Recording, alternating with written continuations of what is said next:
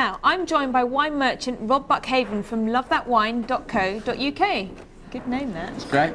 He's here to talk about Sauvignon Blanc alternatives. Go for it. I mean, people love Sauvignon Blanc because it goes so well with a lot of different types of foods. So what are the characteristics of Sauvignon Blanc that people love? The real characteristics are gooseberry.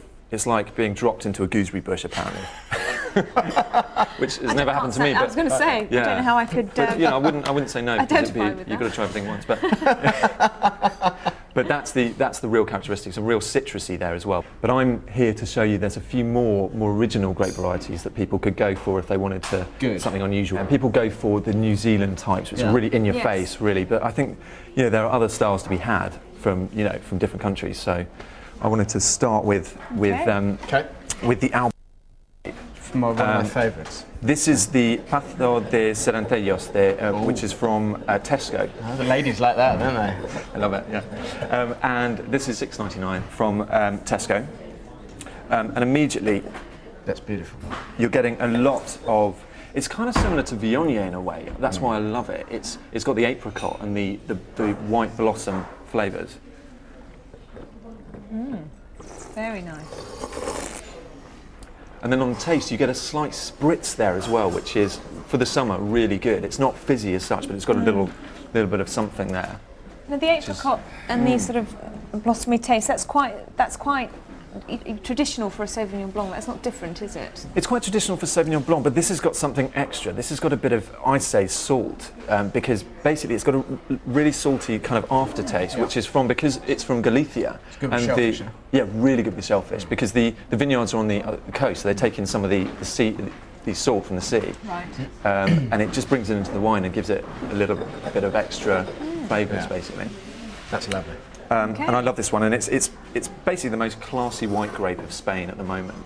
But you can get it for pretty good value, $6.99. Rob, can I just ask? I mean, when that happens, when you get a classy white grape and everyone suddenly loves it, does that mean that everyone starts producing it and it dumbs down? Yeah, you're right. Actually, they've started producing this in California and Australia as well, but they're really not getting, because they haven't got the right soil types, they haven't got sort of the right microclimates, so they're not getting the same result as this. But this is really the home of this particular grape. And moving on to our second one. Moving on to the second one. This one is a Grüne Veltliner from Austria, and this is made by a really young winemaker. I think it's just turned 27 and has already won loads of awards.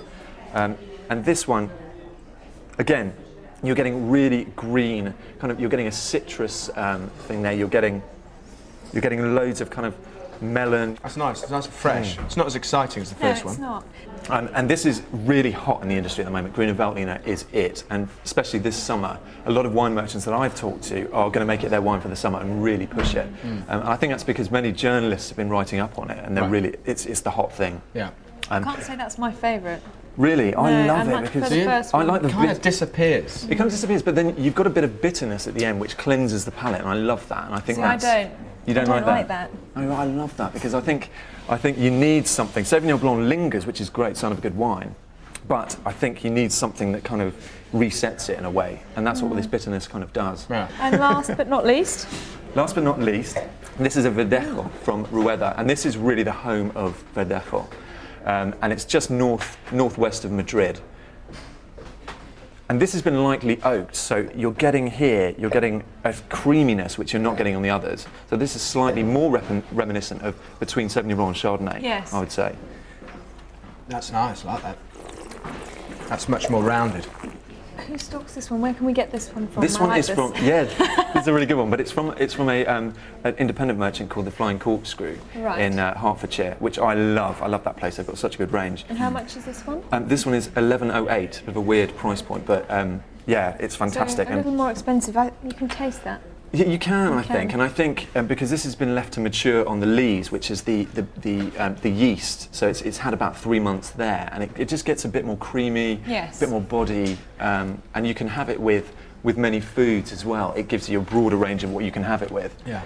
So you could have that, potentially with something like pigeon or something a bit more gamey. Yeah. That's my favourite. The last one. Which is yours? Well, I like that, and I like Chardonnay. That was oaked, wasn't it? That was slightly that's kind of more rounded. I think you've got to be careful with that oaking it. You can't have it too. It's got to be a fine balance. Yes. and they've I got really that, like I think. That last one. Yeah. I'm going to go for the first one, the Aberina. Me too. I'm going for Me the last too. one. Well, thank you so much, No Rob. problem. Really interesting. No problem. Thank you. Great. Thank you. You can find the details of all our wines on the website at uktvfood.co.uk. And up next, Tana's making homemade chocolate truffles.